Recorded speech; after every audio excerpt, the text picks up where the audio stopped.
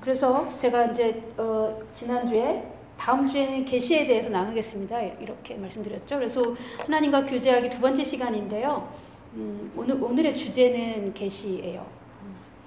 성경 본문을 한번 읽어보겠습니다. 마태복음 13장을 다 같이 펴셨으면 좋겠습니다.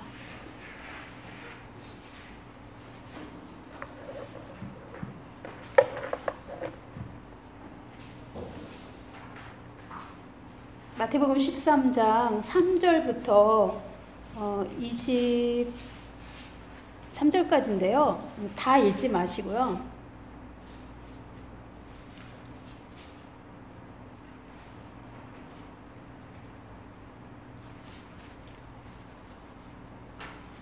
(18절부터 23절까지) 결론 부분을 같이 읽으시겠습니다. 같이 읽으시죠. 18절부터 시작. 그런즉 씨 뿌리는 비유를 들으라. 아무나 천국 말씀을 듣고 깨닫지 못할 때는 악한 자가 와서 그 마음에 뿌려진 것을 빼앗나니 이는 곧 길가에 뿌려진 자요. 돌밭에 뿌려졌다는 것은 말씀을 듣고 즉시 기쁨으로 받되 그 속에 뿌리가 없어 잠시 견디다가 말씀으로 말미암아 환난이나 박해가 일어날 때에는 곧 넘어지는 자요. 가시떨기에 뿌려졌다는 것은 말씀을 들으나 세상의 염려와 재물의 유혹에 말씀이 막혀 결실하지 못하는 자요. 좋은 땅에 뿌려졌다는 것은 말씀을 듣고 깨닫는 자니 결실하여 어떤 것은 100배, 어떤 것은 60배, 어떤 것은 30배가 되느니라 하시더라. 아멘. 네, 여기 씨 뿌리는 자의 씨 뿌리는 비유가 나와요. 그래서 예수님이 말씀하시기를 4종류의 밭이 있다고 말해요. 길가와 같은 밭이 있대요. 길가는 우리가 잘 아는 것처럼 씨앗이 뿌려지면 심겨지나요? 안 심겨지나요? 네, 상식적으로 생각해 보세요. 길가에 씨를 뿌려요. 파종하죠. 이렇게 농부들이 큰 밭에 씨를 이렇게 뿌려서 파종하는 경우 보셨죠? 그런데 길가에 씨앗을 뿌리면 씨앗이 길가에 길가가 같이 딱딱한 땅에 완전히 굳어진 땅에 씨앗이 들어가요? 안 들어가요. 그래서 그 길가와 같은 밭에는 말씀이 들어가지 않아요. 말씀이 들어가지 않고 악한 자가 와서 그 말씀을 가져가 버려요. 그러니까 복음을 전할 때도 우리가 길가 밭에 가서 복음 전할 수 있는 건 지혜로운 일이 아니에요. 왜냐면 천국의 말씀, 그 완전한 복음, 그 능력의 말씀을 길가에 우리가 막 뿌려대면 안 돼요. 왜 그러죠? 악한 자는 사단이에요. 사단이 그걸 뺏어서 왜곡해요. 그걸 이용해요. 하와에게 와서 사단이 하나님의 말씀을 왜곡하여서 사단을 유혹하잖아요. 하와를 유혹하잖아요. 예, 사단이 하는 것은 거짓말하고 도둑질하고 빼앗고 훔치고 살인하는 거잖아요. 죽이려는 의도가 있단 말이에요. 그래서 사단이 뺏어가도록 우리가 길가밭에 가서 막 말씀을 뿌려대는 것은 지혜로운 일이 아니에요. 그러니까 복음을 전할 때 우리는 성령의 음성을 잘 들어야 돼요. 그렇죠. 우리가 쓸데없이 영적 전쟁할 필요는 없어요. 성령이 나를 어디로 보내시는지, 왜 보내시는지, 누구에게 보내시는지, 어떻게 전할지, 어떻게 싸울지 우리 성령께 들어야겠죠. 예. 그래서 길가밭은 여기 오늘 보니까 우리가 알아야 되는 거, 천국의 말씀을 듣고 천국의 말씀, 그 진리를 듣고 깨닫지 못합니다. 길가밭은요. 왜요? 완악해요. 너무너무 딱딱하다라는 거예요. 완악하다, 딱딱하고 고집세다 이 뜻이거든요. 완악한 마음이에요. 그래서 복음이 전혀 들어갈 수 없는 그런 밭이죠. 돌밭은요. 우리 그 돌밭 보신 적 있어요? 산이나 척박한 땅 보신 적 있어요? 흙보다 돌이 더 많아요. 간혹 거기에서 식물이 자라기도 해요. 그런데 오늘 여기 예수님이 씨 뿌리는 비유를 통해 우리에게 들려주고 싶은 말씀이 있는데, 돌밭은 말씀을 듣고 그때는 잠깐 깨달아요. 그래서 기쁨으로 받아요. 얼른 받기는 얼른 받아요. 깊이 생각을 못해요. 돌밭은. 예. 그러나 뿌리를 내릴 수 없어요. 왜요? 흙이 적어서요. 그래서 어떻게 하죠? 해가 쨍쨍하고 비가 너무 많이 온다든지 해가 쨍쨍한다든지 하면 금방 타버리거나 죽어버려요. 예. 그러면 그 천국의 말씀이 결실하지 못해요. 결실은커녕 자라지도 못해요. 예. 또 그 다음에 가시떨기 밭이 나와요. 가시떨기에 부러졌다는 것은 말씀을 듣지만 무엇이 막아요? 세상의 염려와 재물의 유혹에 말씀이 막혀 결실하지 못한다. 열매를 맺지 못한다. 그러니까 흙은 있어요. 돌짝밭과 달라요. 흙은 있어서 씨앗이 던져지면 뿌려지면 뿌리가 내리고 위로 싹도 나고 자라요. 얼마간. 나물 수준으로 자라요. 그런데 열매를 맺으려면 더 자라서 햇볕도 보고 바람도 쐬서 그 식물이 더 높이 강하게 자라서 꽃이 피고 그 다음에 열매를 맺죠. 근데 대개는 꽃도 못 펴요. 이 가시떨기에 뿌려진 씨앗들은요. 제가 그 가시떨기와 같이 수북한 곳에서 자라는 쑥을 캐본 적이 있어요. 너무 좋아요. 걔는 열매 맺는 종자가 아니잖아요. 왜 좋은 줄 아세요? 햇볕을 안 봐가지고 쑥이 보들보들해요. 정말 애기손같이 보들보들해요. 제가 일부러 쑥 뜯으러 햇볕 쨍쨍한 언덕에 안 가고 이렇게 가시떨기가 수북한 그늘에 있는 쑥을 뜯어요. 고사리도 그래요. 고사리 꺾어보셨어요? 섬에 가서 고사리 체험을 제가 태어나서 처음 해봤는데 어른이 돼가지고 고사리가요 너무 예쁘게 빳빳하게 잘 서 있는 거 꺾어봤더니요 너무 질긴 거예요. 그런데 이렇게 소나무 밑이나 가시덤불 속에 숨어있는 고사리는 야들야들한 거예요. 그런 걸 꺾어야 이 고사리가 값이 나가는 거예요. 자, 그런데 천국의 말씀은 그렇게 야들야들한 수준으로 자라 있고 더 이상 성장하지 않으면 아기 신앙이에요. 어린아이 수준이에요. 열매가 없어요. 구원이 없다는 건 아니에요. 열매가 없다라는 건 어떤 뜻일까요? 하나님께 영광 돌리지 못해요. 그의 삶에 뭐가 없어요? 상이 없고 유업이 없어요. 천국의 말씀이 우리에게 씨앗으로 떨어져요. 그게 계시예요. 처음에는 씨앗으로 오기 때문에 아주 낮은 차원에서 우리가 깨달아요. 근데 우리 마음밭의 상태가 어떠하느냐에 따라 그 말씀이 그 뿌리를 내려요. 먼저 뿌리를 내려야겠죠? 예, 그리고 싹이 나요. 그리고 자라요. 그래서 하나님의 말씀이 우리 안에 오는 게 계신데 그 씨앗이 그 땅 속에서 뿌리 내리고 싹을 내고 연하게 자라다가 나중에는 줄기가 강하여지고 더 자라서 꽃이 피고 열매 맺게 되는 과정이 있다라고 예수님이 사람의 마음에 관하여 지금 설명하고 계신 거예요. 여기 씨 뿌리는 비유는요. 이런 밭 저런 밭 있다라고 앞에 나오고 우리가 읽은 내용은 그 비유를 설명해 주시잖아요. 그래서 그 씨는 뭐예요? 천국의 말씀이에요. 그 씨는 누가 뿌릴까요? 예수님이 뿌리세요. 왜냐하면 그 다음 또 다른 비유가 나오는데 씨 뿌리는 비유가 또 나와요. 다른 내용으로. 거기에 씨 뿌리는 자는 인자요. 그래요. 그러니까 예수님이 그 씨를 뿌리신다는 거예요. 천국의 말씀, 진리의 말씀을 예수님이 뿌리실 때 밭의 상태에 따라 그 씨앗이 성장 과정이 다 달라요. 예, 제가 지난주에 하나님과 교제하려면 반드시 진리 안에 있어야 된다고 말씀드렸어요. 그리고 그 진리 안에 있다라는 건 계명을 지켜 예수님의 말씀대로 사는데 진리를 아는 수준으로 가야 된다고 말씀드렸어요. 그죠? 예, 진리를 안다라는 건 많은 지식과 정보를 소유하고 있다라는 의미가 아니라고 제가 말씀드렸죠. 예, 오늘 씨 뿌리는 그 비유와 연결해서 생각해 보세요.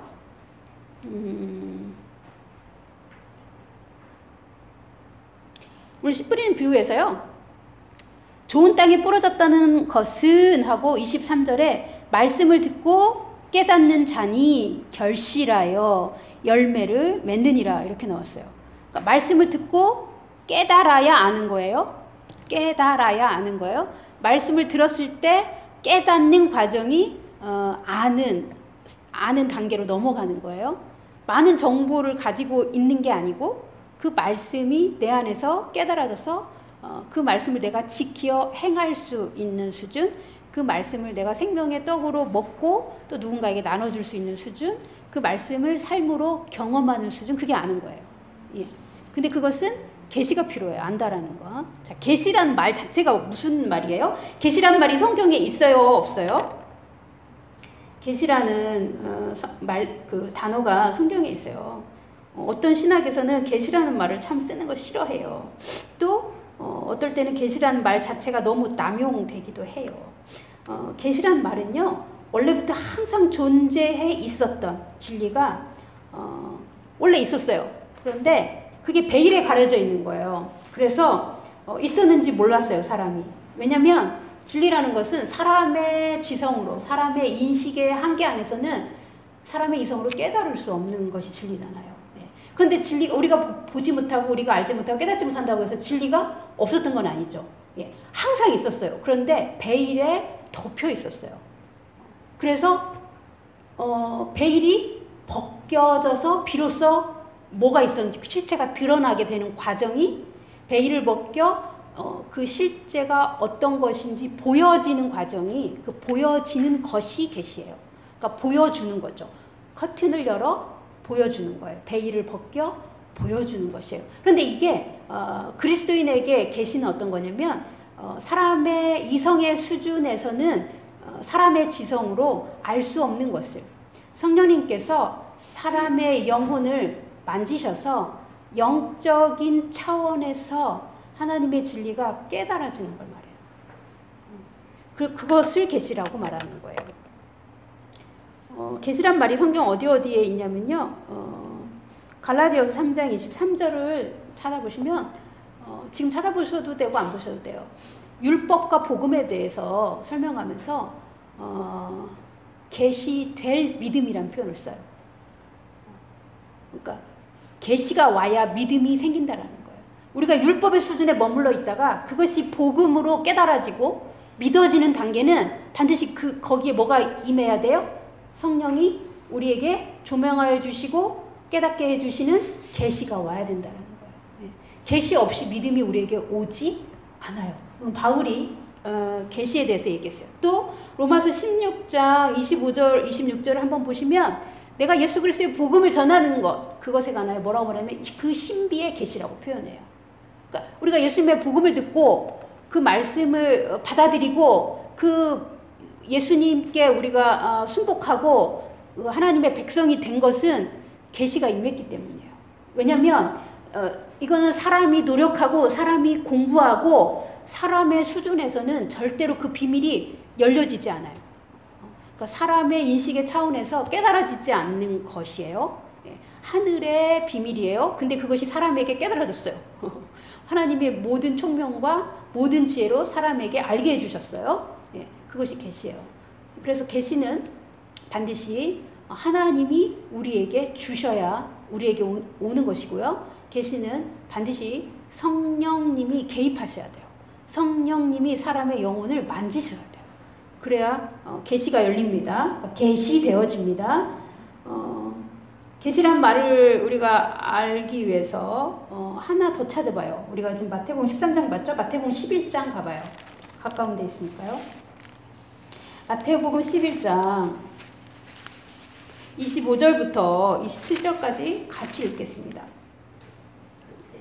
시작. 그때에 예수께서 대답하여 이르시되 천지의 주제이신 아버지여 이것을 지혜롭고 슬기 있는 자들에게는 숨기시고 어린 아이들에게는 나타내심을 감사하나이다. 옳소이다. 이렇게 된 것이 아버지의 뜻이니이다. 내 아버지께서 모든 것을 내게 주셨으니 아버지 외에는 아들을 아는 자가 없고 아들의 소원대로 계시를 받는 자 외에는 아버지를 아는 자가 없느니라. 이 세상에 지혜롭고 슬기는 자들에게는 하나님의 비밀을 하나님이 숨기신답니다. 그런데 너희 보는 눈은 복이 있고 너희 듣는 귀는 복이 있다라고 말씀하시면서 제자들에게 예수님이 말씀하시는데 아들, 그 예수님 자신이죠? 예수님과 또 예수님의 소원대로 하나님께서 계시를 줘야만 그 하나님이 주시는 계시를 받는 자만 누구를 알 수 있어요? 아버지를 안돼요. 계시란 말은 예수님이 먼저 쓰셨어요. 그죠? 그러니까 이거는 이 세상의 지혜와 이 세상의 지식으로 알 수 있다라는 거예요. 하나님의 진리는 몰라요. 그러니까 우리가 열심히 연구하고 공부하는 건 중요해요. 근데 그건 다 도구예요. 도구입니다. 진리이신 예수님을 내가 직접 영으로 만나야 돼요. 그래서 그 예수님의 살을 내가 오늘 먹는 거예요. 예수님의 살이 뭔데요? 나는 너희를 위하여 내어주는 생명의 떡이라.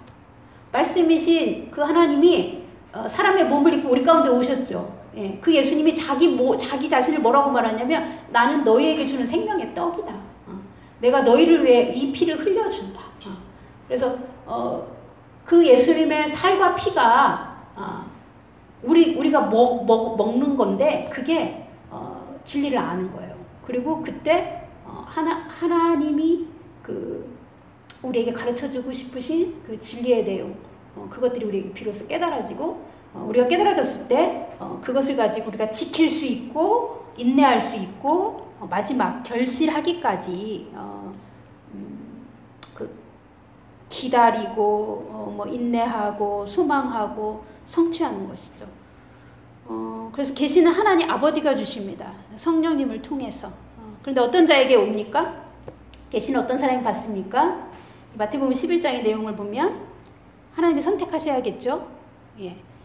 근데 여기 예수님의 표현은 아들의 소원대로. 예수님이 원하는 사람이 있어요. 예수님이 원하는 사람에게 아버지 하나님이 주시는 게 계시예요. 그래서 아버지를 아는 것도 계시죠. 예수님이 누구신지 아는 것도 계시죠. 예, 진리에 관하여 알게 되는 게 다 계십니다. 하나님과 그의 나라에 관하여 우리가 깨닫고 알게 되는 건 다 계시로 오는 겁니다. 예. 그러니까 하나님의 차원에서 알게 되는 거예요. 사람의 차원에서 알 수 없는 것을 하나님의 차원에서 사람이 이해할 수 있는 거예요. 그러니까 성령이 개입하셔야 되고 그것은 자연의 세계에 있는 게 아니고 초자연의 세계이고 예, 성령의 역사로 말미암아 사람이 그 하늘의 비밀을 알게 되는 거고 깨닫게 되는 거예요. 놀라운 하나님의 은혜이죠. 예, 하나님의 은혜로 말미암아 하나님이 예수님과 또 예수님의 소원대로 아버지 앞에 온 자들 그들만 계시를 받습니다. 그러니까 하나님의 선택이 참 중요하죠. 그리고 예수님이 어떤 사람에게 하나님이 계시해 주시기를 바라시겠어요? 포도나무 비유에 보면 너희는 내 안에 거하라. 너희는 가지니까 나에게 항상 붙어 있어라. 나 없이 너희는 아무것도 할 수 없다. 나 없이 나에게 붙어 있지 않는 가지는 열매를 맺을 수 없다. 예, 그러니까 예수님과 관계가 가지가 붙어 있다는 건 예수님과 관계하는 거죠. 어떻게 관계합니까? 말씀을 지켜 행할 때 예수님과 우리의 관계가 형성이 돼요. 또 그 말씀을 깨달아 알아 진리를 알게 될 때 예수님과 내가 더 가까이 교제할 수 있어요. 그리고 예수님의 뜻을 더 행할 수 있게 돼요. 그러니까 이 계시가 오면 하나님과 우리의 관계가 친밀해집니다. 왜냐면 하나님을 알게 되니까요. 보세요. 제가 아는 친구 혹은 아는 관계 어떤 사람이 있어요. 근데 서로가 서로에 대해서 많이 알수록 친밀해져요? 잘 모르는데 친밀해져요? 많이 알수록 친밀해지죠. 피상적으로 알면 친해져요? 깊이 서로 알아야 친해져요? 깊이 아는 관계가 친해지죠.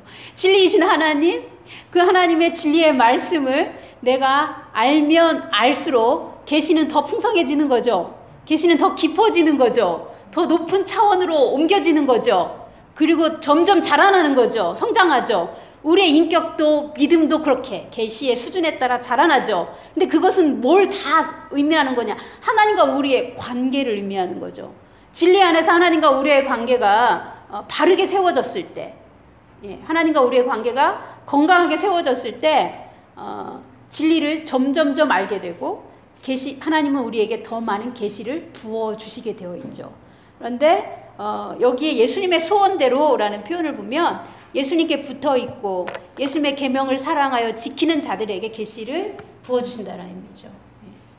예수님을 사랑하고 그 계명을 지켜요. 그런데 어떻게 예수님이 그 하나님 아버지의 나라와 그의 의와 그의 복음, 그의 복된 그 천국의 놀라운 비밀들을 안 가르쳐 주시겠어요? 계시는 하나님이 선택하시고 예수님이 원하는 사람에게 옵니다. 그리고 성경이 말하기를 겸손히 진리를 추구하는 사람, 성령님께 순복하는 자들에게 하나님이 은혜를 주십니다. 겸손한 자들을 하나님이 만나주세요. 하나님이 우리를 만나주시면 우리 영혼을 하나님 만나주시면 그곳에서 계시가 열려요. 하나님을 알게 되고 경험하게 되죠. 계시가 열려요. 그래서 성경에 보면 찾아보셔도 되고 그냥 쓰셔도 됩니다. 베드로전서 5장 5절 하반절에 보면 하나님은 교만한 자를 대적하시되 겸손한 자들에게는 은혜를 주시느니라 그랬어요. 하나님이 은혜를 주는 자들은 어떤 자들이에요? 겸손한 자들이에요. 이사야 57장 15절 제일 밑에 보면 통회하고 마음이 겸손한 자와 여호와 나는 함께 있다. 내가 그들과 함께하여 그들의 영을 소생시키고 그들의 그 통회하는 자들의 마음을 소생시키려 함이라. 하나님이 어떤 자에게 오셔서 함께 해주신다고요? 마음이 겸손한 자, 그 마음이 통회하는 자. 같은 마음이에요. 통회한다라는 건 깊이 회개하는 거예요. 깊이 회개하는 거. 깊이 뉘우치는 거예요. 그러니까 하나님의 말씀을 듣고 떨 수 있고 하나님의 말씀을 듣고 깨닫고 죄를 인식하고 깊이 회개하는 사람. 사실 그가 겸손한 마음인 거죠. 예. 그런 자들에게 하나님이 함께 하신다고 말해요. 그러니까 계시가 임한다. 그것은 하나님이 나를 만나주시는 거예요. 성령님이 우리 영혼을 만지신다. 그 얘기는 하나님이 나를 지금 만나신다라는 의미인데 하나님이 우리 영혼을 찾아오시고 만나주셔야만 계시가 열리는데 계시가 임하는데 어떤 자에게 오십니까? 하나님이 선택했고 예수님이 소원한 자들에게 오시는데 그들의 특징은 겸손한 자라는 거예요. 잠언 12장 15절에 이런 표현이 있어요. 미련한 자는 자기 행위를 바른 줄로 여기나 지혜로운 자는 권고를 듣느니라. 예, 훈계의 말씀을 들을 수 있는 사람을 지혜로운 자라고 하는데 사실은 겸손한 자가 듣죠. 예, 겸손한 자가 지혜롭습니다. 고린도전서 8장 1절엔 이런 말이 있어요. 지식은 교만하게 하며. 이 지식은 뭐냐면요. 우리가 정보로 받아들인 지식을 말하는 거예요. 그게 하나님에 관한 것이거나 성경 말씀이거나 간에 우리가 정보로 받아들여서 내가 이렇게 안다 하고 내가 이렇게 학문을 많이 쌓았다. 나 이렇게 성경 많이 읽었다. 나 이런 훈련 받았다. 나 신앙생활 이만큼 했다. 나 이만큼 안다 라고 하는 정보로서의 지식은 어떻게 만든다고요? 사람을 교만하게 만들어요. 지식은 교만하게 합니다. 그런데 하나님을 아는 지식이 없어서 내 백성이 망한다 할 때 그 하나님을 아는 지식은 진실로 진리를 깨달은 지식인 거죠. 예. 그러니까 깨달은 진리를 아는 지식은 하나님을 아는 지식인 거죠. 그 지식과 여기 지식은 교만하게 하며에 나온 지식은 다른 거예요. 무슨 말씀인지 다 아시겠죠? 그 다음에 잠언 18장 12절에 또 그렇게 말이 나와요. 사람의 마음의 교만은 멸망의 선봉이요 겸손은 존귀의 앞잡이입니다. 그러니까 지식은 우리가 잘 조심해서 생각해야 되는데 사람의 지식이요 정보로서 습득하는 지식은요 쌓으면 쌓을수록 내게 많이 저장되면 저장될수록 사람의 마음이 교만해진다라는 것이에요. 그러면 성령께 순복하게 될까요? 성령을 따르지 않게 될까요? 교만해진다면 성령께 민감하지도 않고 성령께 순복하지도 않아요. 그러니까 정보로서의 지식은 항상 우리를 어떻게 만든다는 걸 알고 있어야 돼요. 우리를 교만하게 만들어요. 그런데 하나님을 아는 지식은요 반대예요. 성령께 순복하게 만들어요. 하나님의 속성이 와요. 하나님을 안다라는 건. 우리가 하나님을 아는 순간 하나님이 어떤 분인지 그 하나님 그분에 관한 하나님의 신성을 우리가 참여하고 경험하고 알게 되고 그리고 그 하나님을 먹어요 우리가. 그러니까 예수님의 살을 먹는다고요 우리가. 예, 그 말씀을 깨닫고 경험하고 알게 돼요.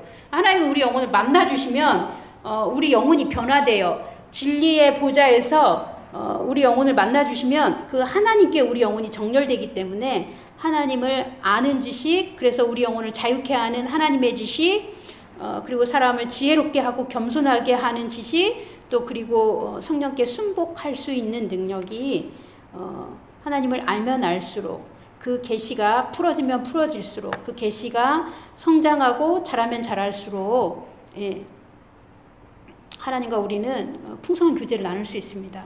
그래서 계시는 처음에 씨앗의 형태로 우리에게 오죠. 예. 그리고 어떤 방법으로 주로 옵니까? 예수님이 우리에게 말씀하여 주셔요. 그러니까 주님의 임재 가운데서 우리가 성경을 혼자 읽든지 혼자 기도하든지 함께 기도하든지 혹은 혼자 길을 가든지 간에 주님의 임재가 있는 곳에서 예수님의 말씀이 나에게 임하는 거예요. 성경에 기록된 말씀으로도 오고 예수님이 그냥 나에 관하여 말씀하시는 말씀으로도 옵니다. 씨앗으로 와요, 처음엔. 그래서 어린아이일 때는 아주 낮은 차원에서 계시가 임합니다. 우리가 뭐 새벽 예배에 가셔서 열심히 기도하셨어요. 1시간, 2시간 막 기도하셨어요. 그런데 막 엄청나게 많은 이야기를 주님께 듣는 게 아니라 우리가 낮은 수준일 때는 딱 한 가지, 한 단어나 혹은 무엇을 어떻게 해야겠다라고 느껴진 어떤 희미한 어떤 방향성을 찾거나 그 수준이잖아요. 예, 또 우리가 교회 안에서 서로 기도 훈련하고 성령의 음성을 듣는 훈련을 할 때 보면 막 이제 입문하신 어린 신자들은 한 단어 들어요. 한 단어. 그거 우스운 거예요? 약한 거예요? 귀한 거예요? 엄청난 거예요? 그 한 단어가 엄청난 그 비밀이 있을 수 있어요. 대개는 그게 다 하나님의 비밀이지만요. 예. 그런데 이게 점점 자라면 수준이 예수님과 내가 대화합니다. 그래서 성장 과정이 있다라는 거예요. 이 계시가. 근데 그것은 우리와 하나님의 관계에 발전하는 그 수준과 비례합니다. 그리고 우리가 진리를 알면 알수록 우리가 성령께 순복하겠죠. 왜냐 하나님은 절대로 옳으시니까요. 하나님의 말씀이 틀림이 없으니까요. 하나님 말씀 외에 다른 데서는 해답을 찾을 수 없다는 걸 정보로만 아는 게 아니라 경험하여 알게 되잖아요. 하나님 말씀을 알면 알수록, 하나님을 알면 알수록, 그러면 점점 더 우리는 성령님께 순복하게 되겠죠. 예. 성령님께 순복하면 할수록 우리는 예수님과 동행하는 삶이 이루어지겠죠. 예. 성령님 없이 이 땅에서 성도가 하나님의 뜻을 행할 수가 없잖아요. 예.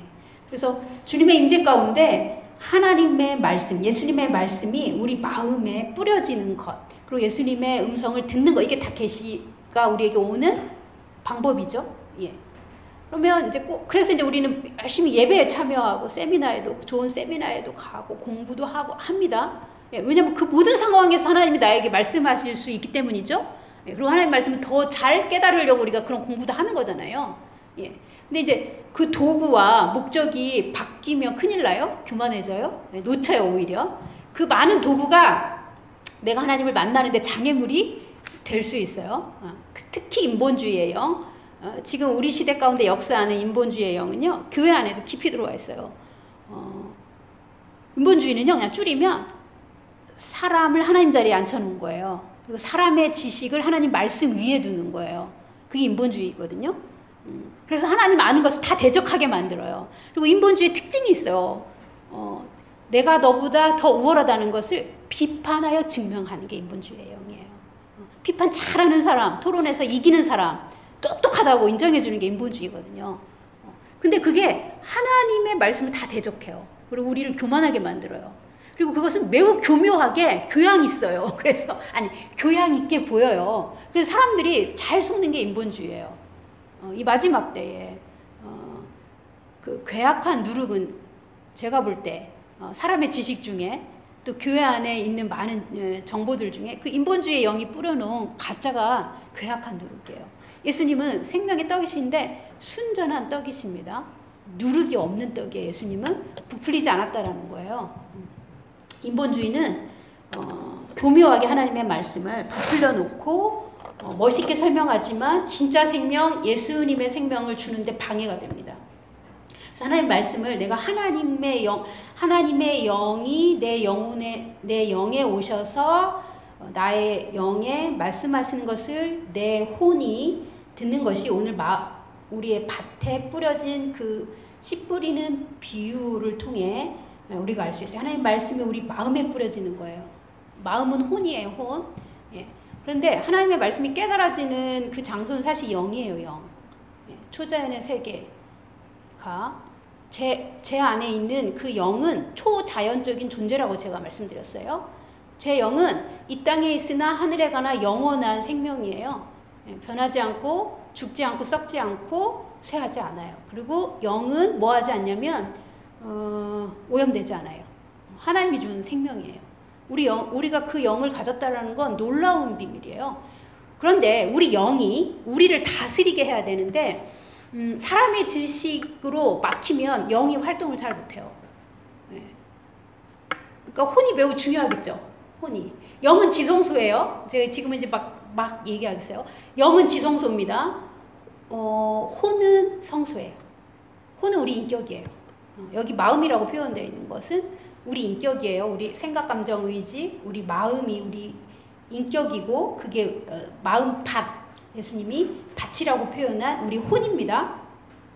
그래서 우리 혼이, 우리의 마음밭이 상태가 어떠하냐에 따라 계시가 길가밭처럼 버려지기도 하고 돌짝밭처럼 잠깐 깨달아졌지만 그 뒤로는 행할 수 없는, 배반할 수 있고 하나님의 말씀을 배반한다는 거예요. 거역한다는 뜻이죠. 또는 가시덤불 밭처럼 그 계시가 어느 정도 자라다가 결실의 단계로는 못 들어갈 수 있는데 보통 이 씨 뿌리는 그 비유는 영혼의 상태를 네 가지로 분류했다라고 많이 적용하시거든요. 그렇게 보는 것도 틀리지 않아요. 그런데 한 사람 안에도 이 네 가지 요소가 다 있는 거예요. 처음부터 옥토로 태어난 사람은 거의 못 봤어요, 제가. 예. 남보다 훨씬 흙이 많은 마음밭이 있어요. 훨씬 부드럽고 온유하고 겸손한 밭이 있어요. 물론. 그쵸? 예. 근데 우리가 이제 그 구원을 얻었고 물 세례 받았고 또 성령의 세례를 받았을 수도 안 받았을 수도 있는데 성령의 다스림을 받고 성령의 인도하심을 받으려면 마음밭이 어떠해야겠냐는 거예요. 사실은 마음이 제일 중요한 키라는 거예요. 성화의 과정은 그 마음에 달려있는 거예요. 한 번 구원받은 영은 영원히 영생해요. 근데 우리의 마음이 그걸 못 지키면 우리는 언제라도 어떻게 할 수 있죠? 타락할 수 있어요. 하나님이 안 지켜주시는 것이 아니라 인간이 자기 의지로 뭐 할 수 있죠? 하나님을 돌짝밭처럼 거절하고 배신할 수 있어요. 그건 하나님이 책임져 주실 일이 아니라 인간이 스스로 그렇게 할 수 있다라는 거예요. 근데 어디에서 좌우돼요? 사람이 자기 마음에서 좌우되는 거잖아요. 그래서 성령님이 우리에게 오시면 어떤 일을 하실까요? 제가 하나님과 교제하려면 진리 안에서 해야 되고 성령님께 순복해야 하나님과 교제를 잘할 수 있습니다. 이렇게 말씀드렸잖아요. 예. 뭐 큐티도 하시고 기도도 하시고 많은 것들을 하시잖아요. 우리가 하나님의 계시를 잘 받기 위해 겸손하게 하나님을 이제 추구하죠. 그러면 하나님의 자비로우시고 선하셔서 우리 영 안에 임하신 성령님과 하늘에 계신 아버지가 함께 일을 하시기 시작하시는데 진리이신 하나님과 우리 영혼이 진리로 세워져서 정렬이 되도록, 그래서 하나님의 거룩한 그 신성에 우리가 참여하는 자가 되도록, 아버지를 닮은 아들들이 되도록, 천국에서처럼 이 땅에서도 왕의 자녀로 왕처럼 다스리는 그리스도인으로 살도록 하나님 우리 안에서 일을 하시기 시작해요. 성령님을 통해서. 그러면 성령님은 어떤 일을 하실까요? 우리 안에 있는 뭐를 드러내시고 싶으실까요? 길가와 같은 완악함, 편견, 고집 드러내세요. 알려줘야 내가 회개해야 그 밭이 기경되죠. 그렇지 않나요? 통회하고 겸손한 마음이란 진리를 깨달아서 아는 마음인데, 진리를 깨닫는 과정이 하나님이 계시를 주는 과정인데 딱딱하면 못 깨닫잖아요. 그런데 우리가 다 항상 딱딱한가요? 아니요. 하나님을 찾고 갈망하고 하나님의 은혜를 사모하고 예수님을 사랑하는 마음이 있잖아요. 그러니까 그 마음 가운데 비춰주시는 거예요. 성령을 통해. 그래서 사실 너 안에 이거 있어. 이 딱딱한 이 부분 이거 비껴야 너의 삶에 열매가 있다. 내가 성령을 마음껏 부어준다. 내가 너에게 주는 계시가 풍성해진다.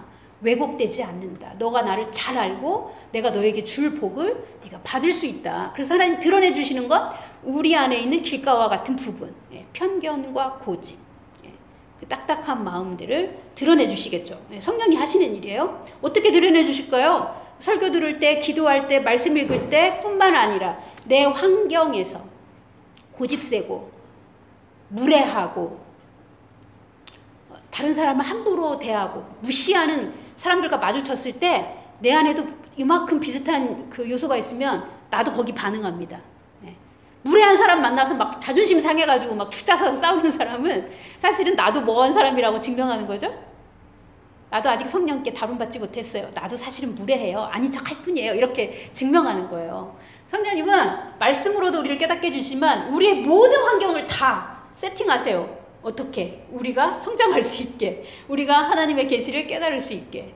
내 가족, 뭐 부부관계, 자녀, 내 직장 사람, 우리 성도들, 형제 자매, 뭐 내 주변에 있는 모든 환경을 다 동원하여 하나님이 나의 완악함을 다루실 때는 완악한 사람하고 계속 부딪히게 하십니다. 예, 제가 완악한 사람들 속에서 아주 방아로 찧어진 적이 있어요. 그 완악함 무섭습니다. 그 다음에 우리 안에 돌과 같은 부분이 있는지 깨닫게 해주세요. 돌은 뭘까요? 상처, 죄, 학대받은 아픔들, 또 진리 안에서 우리가 자라지 못했다면 나의 본토 친척 아비집이 나에게 가르쳐준 거짓 메시지들, 그런 것들이 우리 내면에 있으면 말씀이 뿌리를 못 내려요. 그 거짓이 다 잡아먹어버려요. 그때 들을 때는 좋아요. 그런데 그 말씀을 지키려고 내가 뭔가 손해봐야 되고 내가 뭔가 고통을 지나가야 되면 그때부터는 이제 도망가는 거예요. 싫어요. 나에게 좋은 것만 좋은 거예요. 그 이방 신을 섬기는 우상 숭배자들이 나 좋은 것만 달라고 비는 거잖아요. 진리를 알고 싶어서 빌어요? 우상 숭배가? 나 좋은 거, 내 정욕과 탐심을 채워줄 수 있다고 믿는 가짜 신에게 가서 비는 거잖아요. 그 마음과 같아요. 이 돌짝밭은. 그 돌짝밭은 항상 배신할 수 있어요. 근데 우리 안에도 그런 요소가 있다라는 걸 우린 인정해야겠죠. 예. 그래서 이제 상담을 받거나 기도 받거나 예언 받을 때도 어떤 사람은 우쭈쭈만 들으려고 해요. 우쭈쭈. 우쭈쭈가 뭔지 아세요? 저도 최근에 알았어요. 2019년 말에 알았어요. 우쭈쭈가 뭔지 아세요? 예?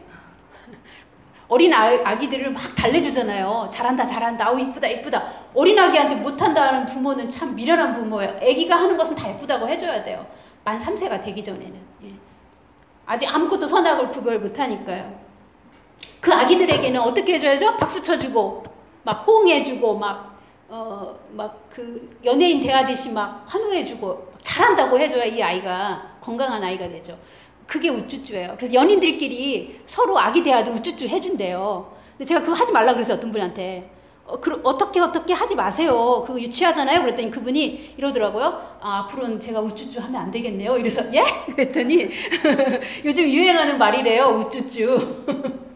어떤 인격은 교회 와서도 우쭈쭈만 듣고 싶어요. 우쭈쭈. 왜 그렇겠어요? 그들의 겉모습은 지성적이고 겉모습은 교양이 있지만 내면에 속에 뭐가 있는 거예요? 3살 이전에 아기가 있는 거죠. 병든 아기가 있는 거예요. 우쭈쭈를 못 받아서 항상 우쭈쭈만 받으려고 해요. 돌짝밭이에요. 언제나 배신할 수 있어요. 하나님도 배신하고 목자도 배신하고 인간관계에서 자기 유익이 없으면 배신하는 사람들이죠. 자, 우리 안에도 그러면 있을까요? 없을까요? 그 우쭈쭈만 받고 싶은 말. 예. 충고 받고 싶어요? 충고 받고 싶어요? 여기? 충고 받는 거 좋아하는 사람 없어요. 성숙한 사람에. 근데 제가 성숙하다고 자랑하는 게 아니라 저는 하나님께 기도하고 성령에 민감하고 예수 그리스도의 사랑을 가지고 저에게 와서 하나님이 이 말씀을 주시네요. 근데 그게 충고의 내용이면 저는 정말 그 사람을 사랑할 것 같아요. 근데 이제 어떤 수준이 있냐면 비난하기 위해서 하는 말, 지적질. 성령으로부터 오지 않은 말을 와서 하는 사람. 그 우리 분별할 수 있어야죠. 그죠? 예. 그러나 성령으로 말해도 하나님이 주신 메시지를 사랑으로 말해도 우리 인격의 수준이 돌짝이 우리 마음 어디에 있으면 돌짝밭 같은 마음이 우리 안에 어디에 있으면 충고를 못 들어요. 예언에는 권면이 있어요. 권면이 충고예요. 하나님의 선한 말씀으로 너가 진리 안에 바르게 서라고 목자가 애타는 심정으로 하는 말이 권면이에요. 그렇죠? 근데 그것이 예언이에요. 예. 그런데 그 말 안 들어요. 사람들이. 우리의 본성이 그렇다는 거예요. 우리 안에 있어요. 그러면 성령님은 내가 그 부분이 약점이면 그걸 드러내실까요? 안 드러내실까요? 내가 충고에 예를 들면 말 같지도 않은 말로 누가 나한테 와서 충고할 때 감사합니다. 기도해 보겠습니다. 나눠주셔서 감사합니다. 예, 제가 잘 생각해 보겠습니다. 이렇게 할 때까지 계속 지적질하거나 충고하는 사람만 보내요. 성령님이. 그때 빨리 깨달으셔야 돼요. 나에게 왜 이런 일만 오지가 아니라 지금 하나님은 나에게 무슨 말씀 하시고 싶으신 거지? 성령님은 지금 내 안에서 뭘 가르쳐주고 싶으신 거지? 빨리 깨달으셔야 돼요. 그래야 순복하죠. 예, 그래야 계시가 임합니다. 그 다음에 가시떨기가 우리 안에 있어요. 여기는 세상의 염려와 재물에 대한 유혹이라고 말했어요. 이거로부터 자유해지려면 참 고도의 훈련을 받으셔야 돼요. 이 세상의 염려, 이 세상에 속한 모든 것들은 항상 우리에게 걱정, 근심, 염려를 만들어주는데 하나님을 보지 못하게 해요. 그러죠. 그리고 땅만 쳐다보게 하죠. 여기에서 벗어나려면 하나님 바라보셔야 되는데 하나님의 말씀으로 내 영혼을 계속 먹이고 하나님의 말씀을 선포하고 하나님의 아름다우신가 그 천국을 계속 우리의 눈이 그 방향에 맞춰서 그러니까 천국에 우리의 시선을 고정시켜서 우리가 땅의 것을 보지 않으려는 노력도 필요해요.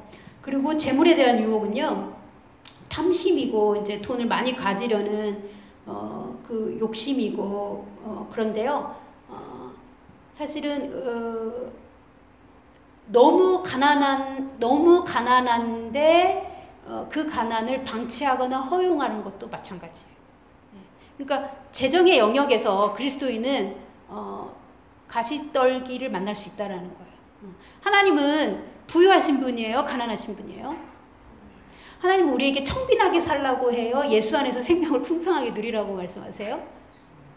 예, 예. 그러면 진리 안에 서지 않았고 하나님이 우리에게 주신 성령을 통한 훈련을 끝내지 않았는데 그냥 내가 재산을 많이 가지고 있고 돈을 많이 벌면 하나님께 복 받은 거예요? 그럼 돈이 많으면 다 그거는 돈을 사랑하는 마음이고 그건 타락한 거고 잘못된 거예요? 오늘 재정에 대해서 말할 주제는 아니니까 제가 간단하게 넘어가는데 아니요. 모든 공급은 누구로부터 오죠? 하나님으로부터 오는 거예요. 예. 그런데 그 재정이 나의 목적이 되면 난 두 신을 섬기는 거예요. 만몬과 하나님, 돈과 하나님, 이 세상 신과 하나님을 양다리 걸치면서 음란한 아내처럼 예. 그거 굉장히 하나님이 싫어하실 뿐만 아니라 예수님의 말씀에는 두 주인을 섬기면 뭐가 없다고 말하죠? 구원이 없어요. 예. 그래서 이 가시덤불도 우리 안에 있어요. 예. 이 세상의 염려와 재물에 대한 유혹은 성도가 반드시 싸워서 이겨야 됩니다. 그러면 길가밭은 그냥 상식적으로 한번 생각해봐요. 길가밭 같이 딱딱한 밭은 어떻게 하나님이 기경하실까요? 성령님은 어떻게 기경하실까요? 길가밭은 굴삭기나 곡괭이 같은 걸로 충격을 줘야 깨져요. 그죠? 엄청난 충격을 받지 않으면 그 사람들은 절대로 틈이 안 생겨요. 그죠?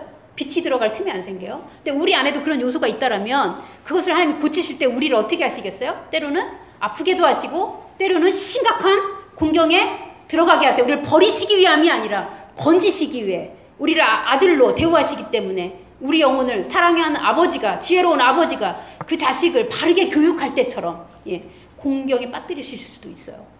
죽이진 않지만 거의 죽을 뻔하다가 살아날 수도 있어요. 둘짝밭은요. 돌을 어떻게 하죠? 다 캐내요. 농부가 일하는 거 제가 봤어요. 돌은요, 장갑 끼고 다 캐내요. 골라내요. 큰 거는 막 뭐 도구를 쓰고요. 웬만한 돌 이런 거는 다 호미로 땅을 파면서 다 골라내요. 또 쇠수랑으로 파다가 걸리는 거는 다 캐내요. 돌은 캐내야 돼요. 그러니까 상처는 어떻게 해야 돼요? 반드시 해결돼야 돼요. 십자가의 복음 앞에 나와서 그 상처는 꺼내줘야 돼요. 우리 안에 그냥 가지고 있으면 하나님의 말씀이 결실하는 것, 또 계시를 방해해요. 계시를 왜곡시켜요. 그러니까 하나님의 말씀이 우리에게 떨어질 때 그것을 이해하고 깨닫고 해석하고 적용하는 과정에 돌이 많으면 방해를 받아요. 잘못 해석해요. 자기식으로 해석해요. 그러니까 돌은 캐내겠죠. 그 상처예요. 상처. 학대받은 경험입니다. 네, 그 돌은 반드시 걸러내십니다. 그래서 그건 이제 치유가 필요한 영역이에요. 치유는 다음에 말씀드릴게요. 하나님 말씀이 오면 치유가 일어나지만 우리가 그 돌이 많으면 말씀이 안 깨달아지니까요. 성령님이 우리를 강제적으로 그 돌을 치울 수 있는 상황을 만들어 주십니다. 가시덤불은요. 가시던 불은 어떻게 하면 그 제거될까요? 상식적으로 생각해 보세요. 예수님의 비유는 다 의미가 있어요. 가시던 불 어떻게 할까요? 봄에 밭을 파고 밭을 고르게 할 때 곡괭이로 파기도 하고 돌을 걸러내기도 하죠. 그리고 어떤 일도 하나요? 그 밭에 가시덤불이 많다면 예? 불태워요. 불태워. 예. 세상의 염려와 재물에 대한 유혹은 성령의 불이 필요해요. 우리가 안 해야지만 해도 이거는 계속 자라요. 계속. 그리고 한 번 태웠다고 끝나지 않아요. 계속 떨어져요. 가시덤불은. 예. 왜냐면 다른 밭의 비유가 13장에 또 나오는데 원수가 계속 가라지를 뿌려대요. 예. 그러니까 가시덤불이 우리 안에 있다. 어느 요소가. 그러면 더 자라기 전에 성령의 불로 태워야 돼요. 나 여호와는 소멸하는 불이다 이렇게 말씀하세요. 어둠을 태우세요. 주의 말 예레미야는 이렇게 표현해요. 예레미야서에서 하나님이 자기 자신을 뭐라고 말하면 내 말이 불 같지 아니하냐? 내 말이 반석을 쳐서 부서뜨리는 방망이 같지 아니하냐? 이게 다 하나님의 능력의 말씀이 계시로 우리에게 올 때 일어난 일들입니다.